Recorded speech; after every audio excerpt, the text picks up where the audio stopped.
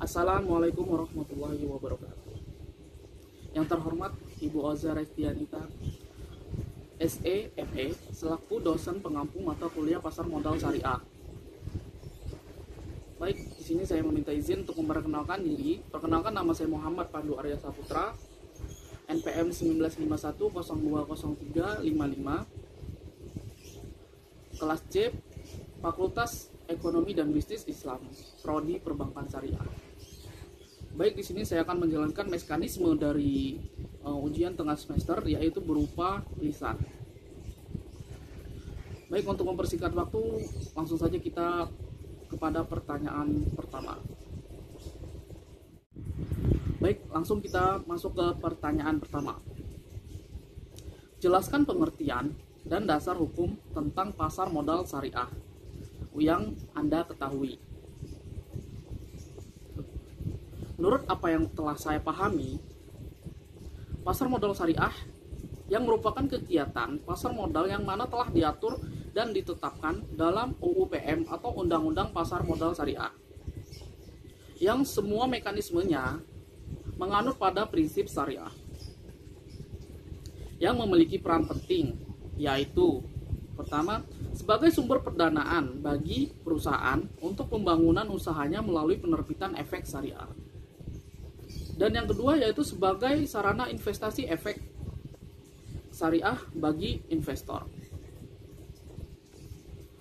Adapun hukum dasar tentang kegiatan pasar modal yang ditetapkan prinsip-prinsip syariah yang terdapat pada Undang-Undang Nomor 8 Tahun 1995 tentang pasar modal, yang peraturan pelaksanaannya berupa peraturan BPOM POM LK, peraturan pemerintah, peraturan bursa, dan lain-lain. Dan tak hanya itu, kegiatan pasar modal syariah memiliki beberapa peraturan khusus yang mana terletak pada peraturan nomor 11.K.1 tentang kriteria dan penerbitan daftar efek syariah.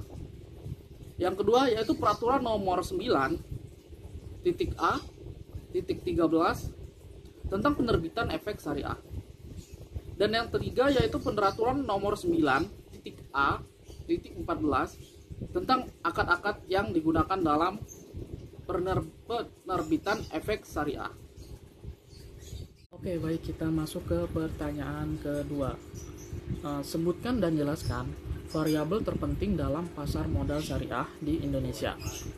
Oke, jadi variabel atau syarat terpenting dalam pasar modal syariah yaitu terdiri dari riba. Apa itu? Yaitu efek suatu transaksi yang ditetapkan atau diperjanjikan di depan dan menjadi bagian tidak terpisahkan dari transaksi tersebut. Lalu apalagi? Yaitu terdapat goror, yaitu suatu ketidakjelasan atau ketidakpastian dalam suatu akad, baik mengenai kualitas, kuantitas, dan penyerahan objek akad. Lalu terdapat maisir. Apa itu? Yaitu suatu aktivitas yang mengandung unsur penipuan atau manipulasi. Lalu yang terakhir yaitu kehalalan barang, yaitu suatu aktivitas, barang atau jasa yang menjadi objek transaksi wajib itu menggunakan unsur syariah, yaitu halalan thayyibah. Baik, kita lanjut ke pertanyaan nomor 3. Berikan pendapat Anda bagaimana perkembangan pasar modal syariah di Indonesia dan bagaimana pentingnya berinvestasi dalam Islam. Oke, baik. Menurut informasi yang saya temukan dari buku dan referensi berupa media sosial, yaitu berdasarkan data anggota bursa atau AB atau sekuritas syariah yang telah mencatat hasil dalam kurun waktu 5 tahun terakhir, jumlah investor syariah sudah meningkat 1.500% menjadi 82.500 investor per September 2020. Dibandingkan pada tahun 2015 yang lalu yang hanya mencapai 1.408%, sehingga dari hasil jumlah tersebut yang aktif bertransaksi mencapai 25 1000,2%. Dengan ini, perkembangan pasar modal syariah juga cukup pesat sehingga menjadikan nilai kapitalis saham syariah mencapai 3.061,6 triliun atau 51,4% dari total pasar modal Indonesia yang sebesar 5.956,7 triliun. Angka yang fantastis.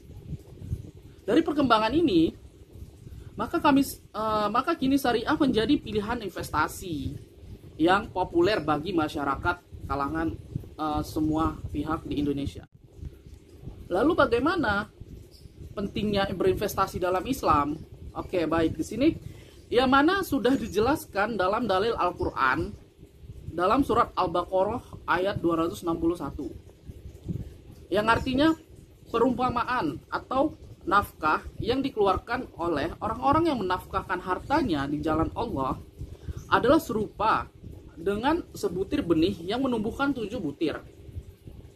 Pada tiap-tiap butir 100 biji.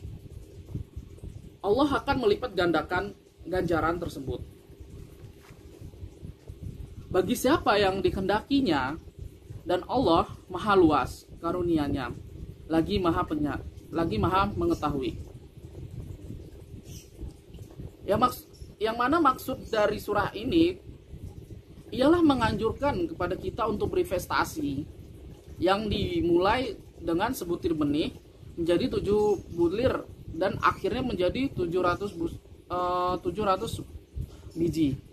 Namun dengan catatan harus berlandaskan hukum-hukum syariah seperti bebas unsur riba, goror, dan unsur maisir atau perjudian. Oke, baik, kita masuk ke pertanyaan terakhir, yaitu pertanyaan keempat. Jelaskan bagaimana konsep dari saham syariah serta penyeleksian saham syariah dan penilaian saham di pasar modal. Oke, baik, pada hakikatnya konsep saham telah sesuai dengan prinsip syariah, yaitu konsep kegiatan syirkah atau musyarakah, yang mana konsep syirkah tersebut merupakan konsep kerjasama yang dilakukan oleh dua pihak dengan hak bagi hasil usaha. Adapun karakteristik pemegang saham antara lain yaitu limited rights, di mana pemegang saham hanya bertanggung jawab terhadap jumlah dana yang disetorkan dalam perusahaan. Ada pula ultimate control. Apa itu? Di mana pemegang saham secara kolektif akan menentukan arah dan tujuan perusahaan.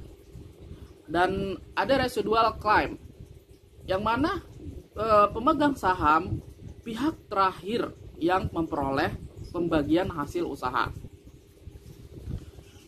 Lalu, adapun penyeleksian saham syariah atau screening.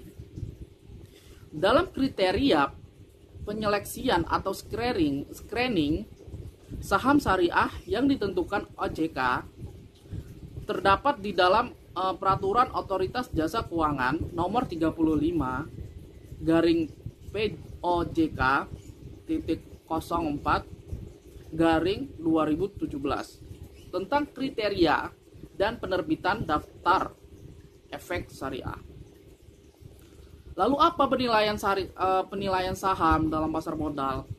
Yaitu ada dua penilaian, yaitu ada analisis fundamental yang merupakan metode analisis saham dan menganalisa data-data atau informasi yang berhubungan dengan kinerja perusahaan.